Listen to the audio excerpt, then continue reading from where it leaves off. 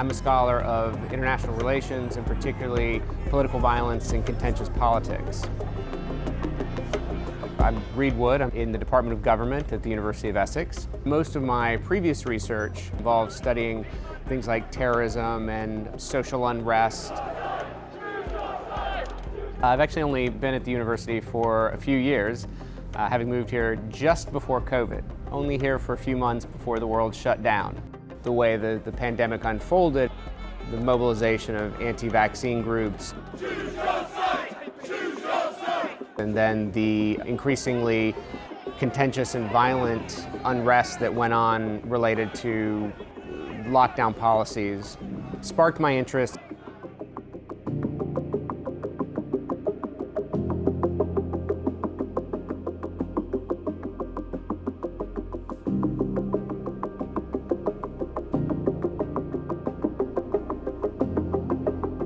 I'm a psychologist. I work on how to empower people to make better decisions. I enjoy the puzzle, why people do certain things and trying to explain it. I think there is always more than what meets the eyes. With COVID comes a number of intriguing and mind-blowing conspiracy theories. And at the beginning I was thinking that's not possible. How can people believe this? And so that led me then to research the link between conspiracy theories and health behaviors and vaccination and the project with Reed. The proximity of it generated a lot of questions for me, right? Like I just really want to understand what compels this small group of people to mobilize. Why is it that they're going to go out to the streets and protest, potentially risking arrest, when most of the population says, I understand that temporary restrictions are probably necessary for the promotion of public health.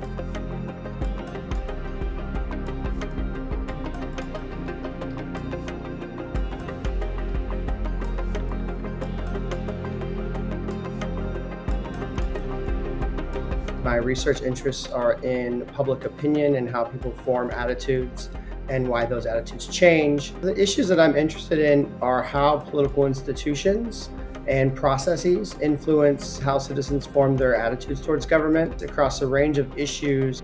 I look at the criminal justice policy, climate change, welfare inequality. My particular interest in this study is trying to come up with good measures of these underlying attitudes that are leading to the resistance of COVID-19 vaccines. Vaccine hesitancy may be broad. Many people may be suspicious of vaccines but decide that they're going to be vaccinated anyway. A small subset will absolutely resist even if there is a mandate. In fact, imposing a mandate for vaccines or things like COVID passes entrenched people's beliefs, reinforced their intention not to get the vaccine and to resist those policies. Now there's this sort of overlap between anti-vaxxers and the sovereign citizen movement. These are groups that style themselves as anti-authority and opposition to the government, but are in fact very authoritarian in their mindsets. Authoritarian beliefs and attitudes are a strong predictor of vaccine hesitancy and a strong predictor of support for anti-vax organizations. Now this is really puzzling because a lot of the narrative spun by anti-vax groups is a narrative of opposition to authority, of anti-authoritarianism. And so in this case, they're not sort of obeying what we might think of as the dominant authority figures, or they were looking towards alternative authority figures, oftentimes just specific leaders. In our study, and I think across other studies that have been conducted, partisanship and people's political leanings and what leaders they listen to have been probably the most important factor in whether or not people get vaccines, how people behave, whether or not they engage in social distancing protocols. On a positive note, in the UK we find that the effect of medical authorities debunking or correcting misinformation from anti-vax groups is quite strong. So when British respondents hear from health professionals that vaccines are safe, they become much less hesitant about being vaccinated. There's a much weaker effect in the US. The key difference here is the healthcare systems and the institutions that already exist. It's much more decentralized.